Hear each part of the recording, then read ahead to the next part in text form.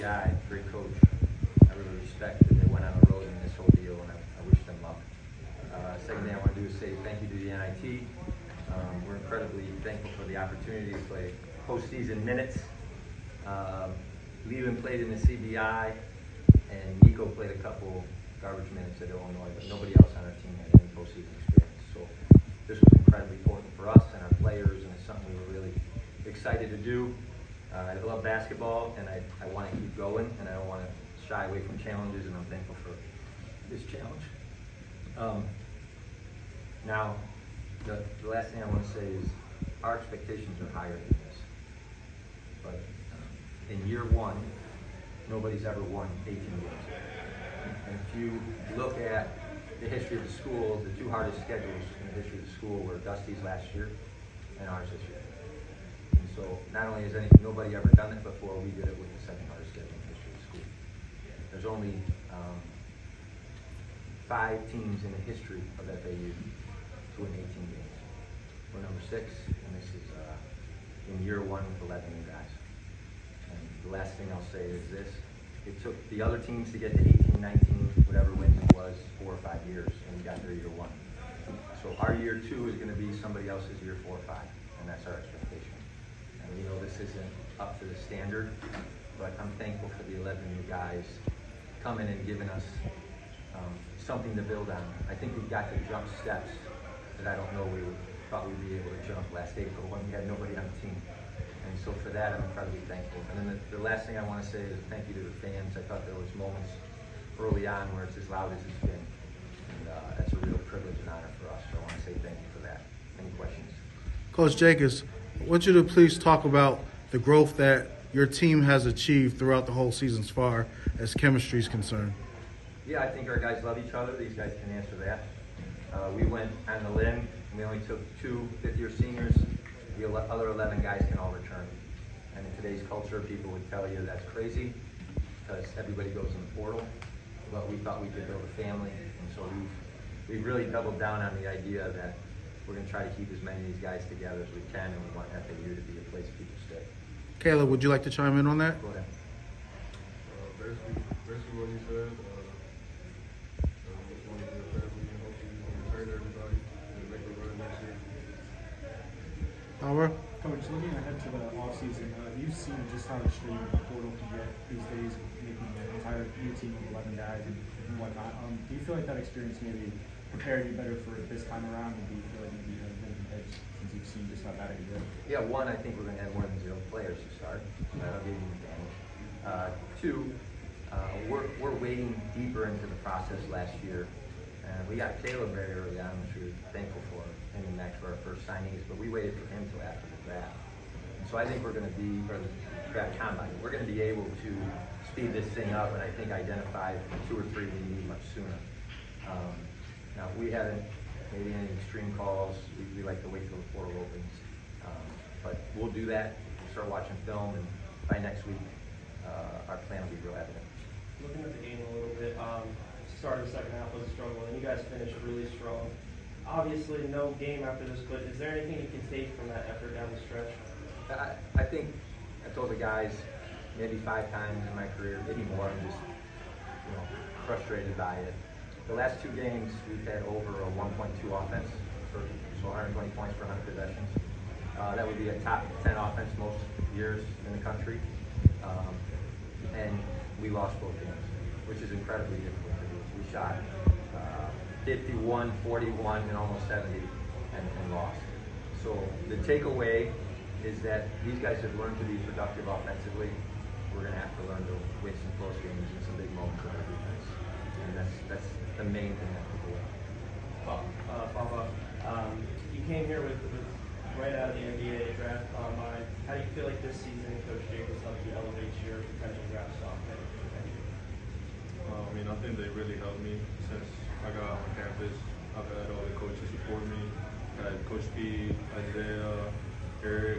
I had all the coaches come with me every morning, work out in summer, in the afternoons, come back, and they really helped me grow in my game. And then during the season, they've allowed me to be one of the guys that gets to be involved in most actions, offensively, defensively. I feel like they really helped me grow my game this year. Coach, for you personally, it's your first year as a regular head coach. What was maybe the biggest thing you've learned about yourself as a coach, being your coach the first year, managing a team? Yeah, the first thing I think is I miss player development and relationships. So the thing that Bob was talking about, the 7 a.m. that he does with Coach Steve and Coach Isaiah every morning, the 8 a.m. he does every day with Coach AD, that's gone. So now you're having to delegate, trust, and then do some CEO things. And I would say off the floor has been the most learning curve, especially with NIL, the portal, and the constant change of everything. So the CEO portion was probably the most. Basketball, I feel like we have a good staff. There's some things we left on the table this year, but the stuff away from the floor that you're constantly having to deal with is your responsibility. So looking at the portal, you will have to make up for the key departures in Ken, Kiki, Jack, and making the effort to keep some of the guys who will be around next year. How pivotal is it going to be to keep emphasizing that message that you can win at FAU, that this program is still destined for greater things in the long term? Yeah, I think our relationships are strong internationally in America. People trust us from our past and our success. I think there's two things that recruit players right now. One is NIL money, and two is other players. And they'll come if their friends are here or they have a good reference, and money is here. And people want to be in paradise. I think we had 15 guys come on campus and 11 said yes. So it's not like we swung and missed. You get off the plane and you're an international kid, you land in Miami, or you're an American and you land in Fort Lauderdale. I mean, 10 feet out the door, we already have an advantage. And we are thankful for the last staff. They took FAU and they made it a brand that's identifiable. And I don't think between the ESPN deal this year and recent history that's going to go away.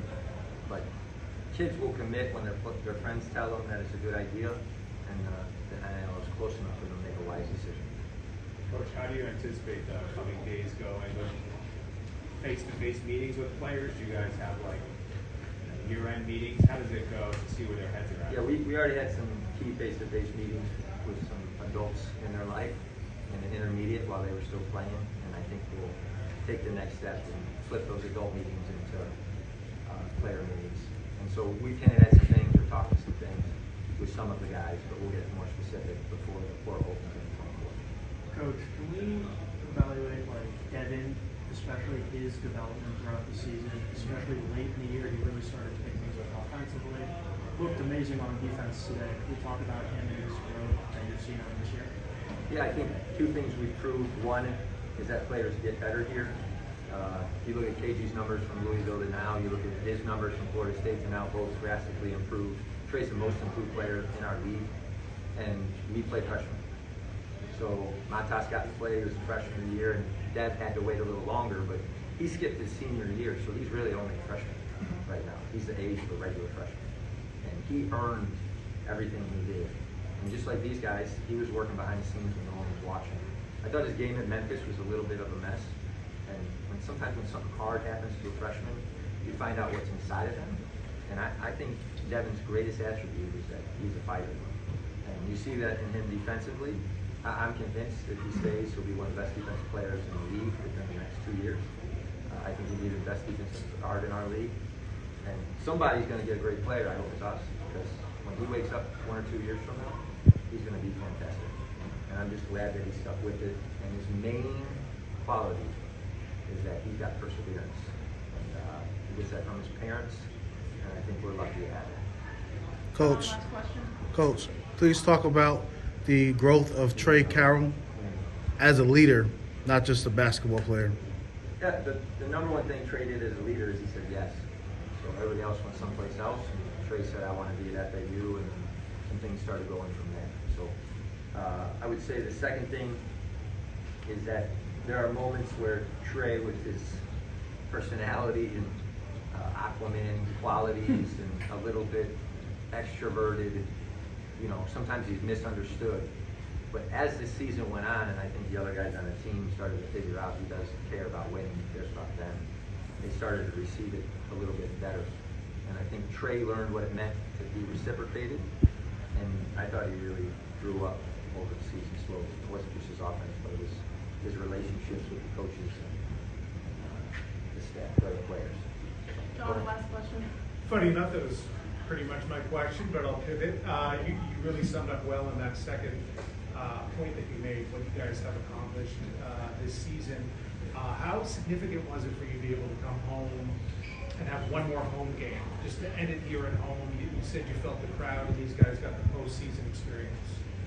Yeah, we weren't saying no, and everybody reacts differently to the NIT. You can look, I think 4 of the games last night were the separation by over 20 points.